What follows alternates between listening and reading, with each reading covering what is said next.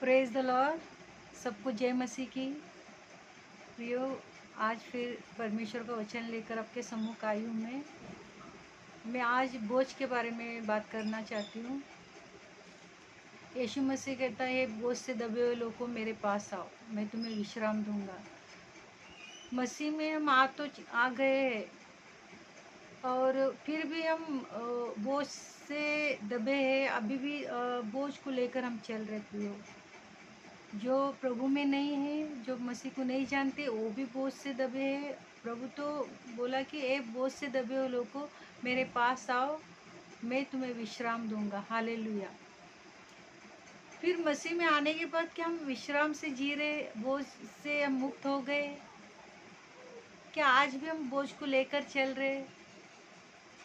आज भी क्या वो सारे बोझ हमारे जीवन में है, जो यीशु को हम ग्रहण नहीं किया था, तभी हम बोझ से दबे थे, पाप से दबे थे, हर एक चीज से हम दब गए थे, हर एक चिंताओं से दबे हुए थे, बीमारी से दबे हुए थे। पर आज क्या हम मसीह में है तो हम आज़ाद हो चुके हैं क्या? प्रियो, वचन पढ़ना चाहती हूँ मैं, मत्ती का 28 से 30 तक पढ़ना चाहती हूँ मैं। ये सब परिश्रम करने वालों और बोझ से दबे लोगों, मेरे पास आओ, मैं तुम्हें विश्राम दूंगा। मेरा जुआ अपने ऊपर उठा लो और मुझसे सीखो, क्योंकि मैं नम्र और मन में दीन हूँ, और तुम अपने मन में विश्राम पाओगे। क्योंकि मेरा जुआ सहज और मेरा बोझ हल्का है। हालेलुया। परमेश्वर का वचन कह रहे कि नम्र, हालेलुया, मेरा जुआ अपने ऊपर उठा लो और मुझसे सीखो, क्योंकि मैं नम्र हूँ। हालेलुया। यीशु मसीह जो नम्र है, प्रेम से भरा हुआ है, अनुग्रह से भरा हुआ है, शांति से भरा हुआ है, और वो यीशु मसीह कहता है कि तुम मेरे पास आओ। जब हम आज्ञा पालन करते हैं प्रियो, तभी परमेश्वर का वचन हमें वो सारे बोझ से मुक्त करता है। हमें आज्ञा पालन से ही हम बोझ से मुक्ति पाते, क्योंकि यीशु कहता है कि मैं नम्र हूँ। हम नम्रता के साथ आज्ञा पालन करेंगे तो हम आत्मा में सारे बोझ से मुक्त हो जाएंगे, शांति पाएंगे। पर मसीह में होते हुए भी हमें वो सारी तकलीफें होंगे, मगर इससे हम आगे बढ़ कैसे सकते? आज्ञा पालन से। क्योंकि परमेश्वर का अनुग्रह हमें वो सारी पीड़ाओं में, वो सारी तकलीफ में, वो सारी समस्या से हमें ले चलता है। मगर देखिए, जब मैं प्रभु में नहीं थी तो तभी मैं दिन रात सोचते रहती थी, मेरे बच्चों का क्या होगा, मेरा क्या होगा, हमारा जीवन कैसा होगा, आगे कैसा होगा, अब बच्चों का पढ़ाई कैसा होगा, उनका डैडी नहीं है। मैं सोचते रहती थी, रात को 2-3 बजे उठकर रोती थी। मुझे कुछ भी ऐसा उज्जवल भविष्य नज़र नहीं आ रहा था मेरे बच्चों का, मेरा। मैं सोचती थी कैसा होगा आगे, इनका एजुकेशन कैसा कंप्लीट होगा, इनका पढ़ाई कैसा कंप्लीट होगा, इनका मतलब इनका जीवन में ये कैसे आगे बढ़ेंगे, अगर मैं नहीं रहूँगी तो इनका क्या होगा, ये सोचती थी मैं। चिंताओं में पड़ी थी, पाप में पड़ी थी, हर एक प्रॉब्लम में मैं डूबी हुई थी। मगर जब प्रभु में मैं आई तो मैंने विश्राम पाया आत्मा में। सब कुछ है, मगर इसमें से प्रभु हमें बाहर निकाल सकता है। मगर हमें दीन बनकर जब हम आज्ञा पालन करते, तभी ये सारे बोझ से हम हल्का हो जाते। ये बोझ हमारे लिए हल्का लगने लगता है, और सिर्फ प्रभु यीशु दिखने लगता है कि नहीं, प्रभु ने बुलाया है तो बोझ से दबे हुए लोगों को विश्राम देगा। हम आत्मा में विश्राम पाएंगे प्रिय, आज्ञा पालन से। अगर हम आज्ञा पालन नहीं करेंगे, दीन और नम्रता के साथ यीशु मसीह का हम वचन सुनकर उसके आज्ञा पालन करते हैं, तो हम आत्मा में विश्राम पाएंगे। हम सारे प्रॉब्लम को हल्का महसूस करने लगेंगे। इसीलिए यीशु कहता है कि बोझ से दबे हुए लोगों को मेरे पास है, मैं तुम्हें विश्राम दूंगा। हालेलुया। अगर आज मसीह में है, अगर हम विश्राम नहीं पा रहे, हम दिन रात, मैं कई लोगों को देखती हूँ प्रियो, जो सिर्फ मतलब उनको ऐसा लगता है कि वो सारा दुनिया का बोझ वही लेकर चल रहे, पूरा घराना का बोझ वही लेकर चल रहे, उनका अंदर कोई शांति नहीं, कोई भी विश्राम नहीं है। जो हम प्रभु में नहीं थे तब भी हम टेंशन में थे, प्रभु में आ रहे तब भी हम टेंशन में, तो हमें विश्राम ही नहीं मिला। फिर हम उन सारे चीज़ों से मुक्ति नहीं मिला, क्योंकि यीशु मसीह बहुत से दबे लोगों को, पाप में डूबे हुए लोगों को, तकलीफ में, बीमारी में लगे हुए लोगों को यीशु मसीह बुलाया हमें। अगर यीशु मसीह बुलाने के बाद हम प्रभु में आए हैं, यीशु मसीह हमें चुना है, तो आज हम आत्मा में विश्राम पाए हैं क्या? वो सारी चीज़ों से हम मुक्ति पाए क्या? प्रॉब्लम रहेंगे मगर हमारा आत्मा में विश्राम चाहिए। इस प्रॉब्लम से प्रभु हमें बाहर लेके जाएगा, इस प्रॉब्लम से हमें पार कराएगा, ये सारी समस्या दूर हो जाएगी। हमें आत्मा में विश्राम होना चाहिए, क्योंकि यीशु मसीह ही विश्राम दे सकता है।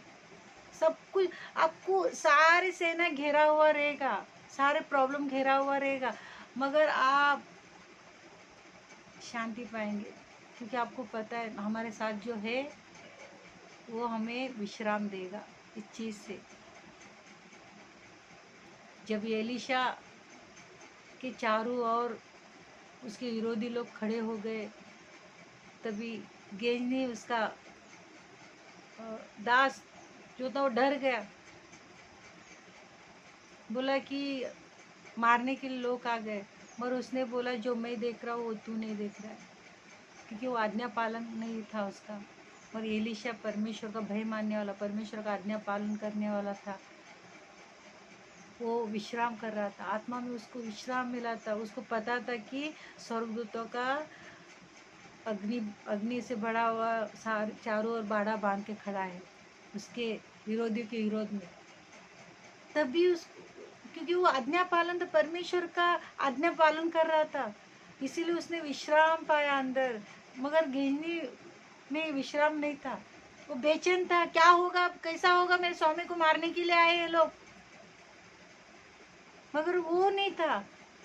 एलीशा विश्राम पाया था आत्मा में। हालेलुया। उसको पता था कि परमेश्वर जिंदा, जिसका परमेश्वर मैं आज्ञा पालन करता हूँ, जिसका वचन पर मैं चलता हूँ, जिसका भय मैं मानता हूँ, वो मुझे ये सारे विरोधी से बचा सकता है। उसका अग्नि का बाड़ा जो घोड़ों से रता हुआ जो अगन से खड़े थे, वो लोग एलीशा को दिख रहे थे कि परमेश्वर खड़ा है। जब हम यीशु मसीह का आज्ञा पालन करते, परमेश्वर का भय मानते, तो हमें पता चल जाता है कि इसमें से बाहर हमें निकालने वाला परमेश्वर हमारे साथ है। वो सारी विरोधियों से, सारी बीमारी से, सारी तकलीफ से, सारी समस्या से हमें छुड़ाने वाला परमेश्वर, हमें विश्राम देने वाला परमेश्वर, हमारा अंदर, हमारा आत्मा में शांति देने वाला परमेश्वर हमारे साथ है। हालेलुया। प्रियो, हमारे जीवन में कुछ भी हो, मगर हमें यीशु मसीह का आज्ञा पालन करना है, वचन का पालन करना है हमें। यीशु मसीह हमारे साथ है, उसने वादा किया, कभी ना छोड़ूंगा, कभी ना त्यागूंगा। हालेलुया। संसार के अंत तक मैं तुम्हारे साथ रहूंगा। इसीलिए कहता है कि बहुत से दबे हुए लोग को मेरे पास आओ, मैं भी तुम्हें विश्राम दूंगा, तुम्हें शांति दूंगा, तुम्हें प्रेम से भर दूंगा, तुम्हें अनुग्रह दूंगा। हालेलुया। हर चीज को पार करने के लिए अनुग्रह दूंगा तुम्हें, और तुम हमेशा निडर बने रहोगे, क्योंकि मैंने तुम्हें चुना है शांति, आनंद, खुशी देने के लिए, विश्राम देने के लिए। तुम बहुत से दब चुके हो, तुम पाप से दब चुके हो, तुम हर एक बीमारी से दब चुके हो, मगर आ जाओ, आ जाओ मेरे पास, मैं तुम्हें विश्राम दूंगा। प्रियो, आज यीशु मसीह बुला रहे, बोझ से दबे, कोई भी बोझ हो प्रियो, पूर्व पश्चिम उत्तर दक्षिण के सारे लोगों को बुला रहे, बोझ से दबे हुए लोगों को, आ जाओ, मैं तुम्हें विश्राम दूंगा। हालेलुया। परमेश्वर प्रेम है प्रियो, वो हमें प्रेम से भर देता है। जब हम प्रभु यीशु के पास आ जाते, वो अपना दीनता, अपना नम्रता, अपना शांति, अपना आनंद, अपना विश्राम, जो हमारे आत्मा में हमें विश्राम चाहिए, हमें शांति चाहिए, वो सारी चीज़ों से हमें भर देता है, और केवल वचन का आज्ञा पालन करने से, क्योंकि यीशु बुलाया, हम आए। तो परमेश्वर कहते हैं कि वचन का पालन कर, तुझे हर वो चीज़ मिलेगा। तुझे जो संसार में नहीं मिल रहा था। हालेलुया। मैं और एक वचन पढ़ना चाहती हूँ, पहला यूहन्ना 5:3। और परमेश्वर का प्रेम ये है कि हम उसकी आज्ञाओं को माने, और उसकी आज्ञा कठिन नहीं है। उसकी आज्ञाओं को माने, उसका आज्ञा कठिन नहीं है प्रियो। प्रभु हमें प्यार करना सिखाता है, माफ करना सिखाता है, हमारे पापों को क्षमा करता है, हमें अपने पंखों में लेके चलता है, हमें साथ साथ चलता है। प्रभु कहता है कि मैं तुम्हें कभी नहीं छोड़ूंगा, हमेशा तुम्हारे साथ रहूंगा।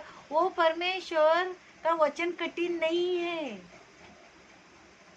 वो तो लोगों को क्षमा करने के लिए कहता है और अनुग्रह करता है कि क्षमा करने, क्योंकि संसार के लोगों को क्षमा करना इतना कठिन है, इतना मुश्किल है। मैं कैसा क्षमा करूं, मैं कैसे माफ़ी मांगू। हम मसीह लोग किसके भी सामने माफ़ी मांग सकते, क्योंकि प्रभु हमें नम्र बना दिया। प्रभु बोलेगा एक भिखारी से जाके पैर पड़, उससे माफ़ी मांग, उससे किसी मतलब हर मसीह लोग कुछ भी कर सकते। मसीह लोग पीछे नहीं हटे, क्योंकि परमेश्वर ने एकदम नम्र बना दिया। हालेलुया। हर एक चीज़ करने के लिए तैयार हो जाते, क्योंकि परमेश्वर यीशु का कहता है कि क्योंकि मैं नम्र हूँ। हालेलुया। यीशु मसीह नम्र है, इसीलिए जब हम नम्र बनते हैं और आज्ञा पालन करते हैं तो हम आत्मा में विश्राम पाते थे। प्रभु इस वचन के द्वारा आपको आशीष करे, परमेश्वर आपको विश्राम दे। हालेलुया। यीशु मसीह का नम्रता के साथ आज्ञा पालन करे। उसके वचन कठिन नहीं है, उसके आज्ञा कठिन नहीं है प्रियो। हमें परमेश्वर अनुग्रह करता है कि हम विश्राम पाए। इसीलिए परमेश्वर कहता है कि तुम बोझ से या तकलीफ में, बीमारी में, समस्या में मत जियो। आ जाओ, आ जाओ, मैं तुम्हें विश्राम दूंगा, तुम्हें शांति दूंगा, तुम्हें दीन और नम्र बनाऊंगा, हर एक वो काम करने के लिए जो परमेश्वर को भाता है और पसंद है। परमेश्वर आप सबको ऐसा करने के लिए सहायता करे। God bless all.